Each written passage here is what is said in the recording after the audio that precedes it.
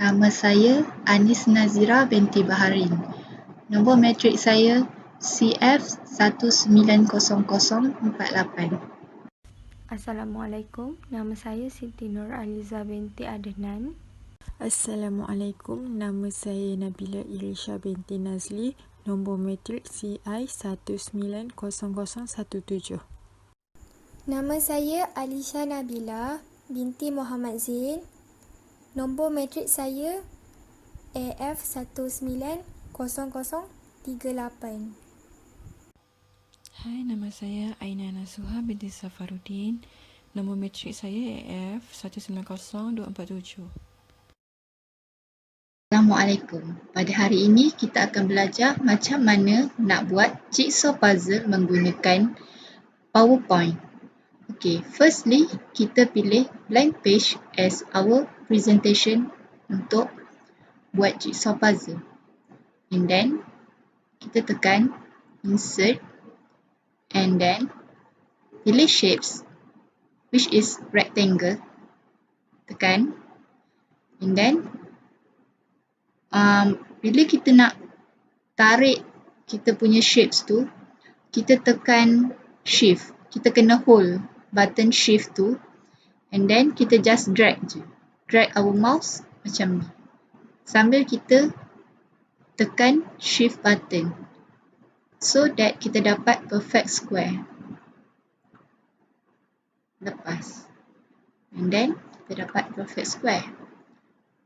Selepas itu kita tekan another shapes iaitu oval. Tekan dan buat macam yang tadi kita buat. Hold shift button and then kita drag mouse kita sambil klik and then buat lepas. Selepas itu macam mana kita nak pastikan dua kita punya circle shape ni align dengan rectangle shape ni. Kita shift dekat circle, kita shift dekat square ni and then kita cari align center. Okay, dia dah align dah. Sebab tadi kalau kita tekan dekat sini dia ada satu axis di mana dia akan tunjukkan yang dia align. Okey. Okey kawan-kawan, macam mana dengan step tadi? Boleh ikut ke? Jangan ketinggalan tau. Okey, so kita akan proceed dengan next step. Okay, next kita akan ambilkan this circle, bawa turun ke bawah and then select square and circle, ambil arrange, align center.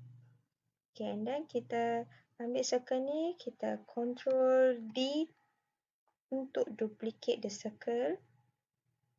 Okay, kita akan nampak garisan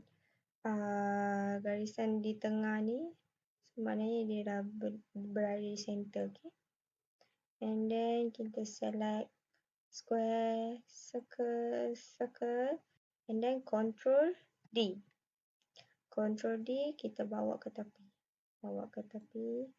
Okay, next kita select the square, shift, square, circle and then kita kena ambil format merge shapes and subtract. Okay. So tadi kita dah tengok cara macam mana nak duplicate circle, lepas tu macam mana square dengan circle tu jadi subtract.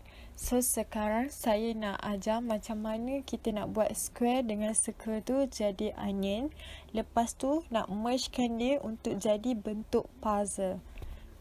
Okay, lepas tu kita pilih square dan tekan control, pilih oval ni. Then pergi dekat drawing tools, pergi dekat merge shapes, tekan union.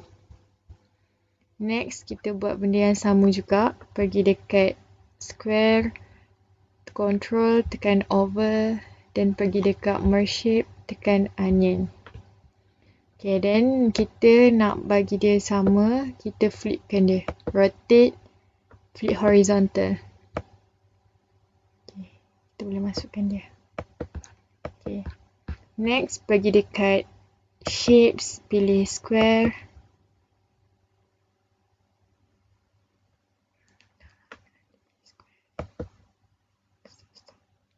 Okay, next tekan Ctrl D untuk kita duplicatekan dia, letak kat sini. Okay, then rotatekan dia. Rotate 90 degrees, rotate lagi 90 degrees, rotate 90 degrees. Macam ni.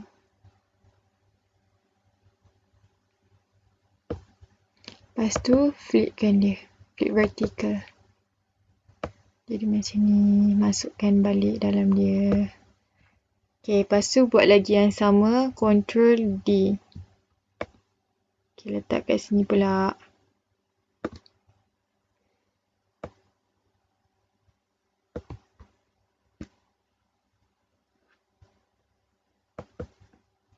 Okay, lepas tu ambil yang ni, Ctrl D. Duplicatekan dia, letak kat sini. Lepas tu pergi dekat rotate, rotate left 90 degrees, rotate lagi left 90 degrees. Okay, lepas tu letakkan dia kat sini.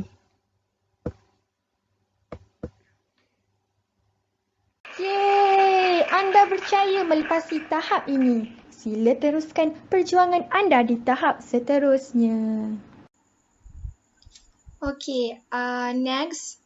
First of all, kita akan nampak dia punya puzzle ni tak ada gambar.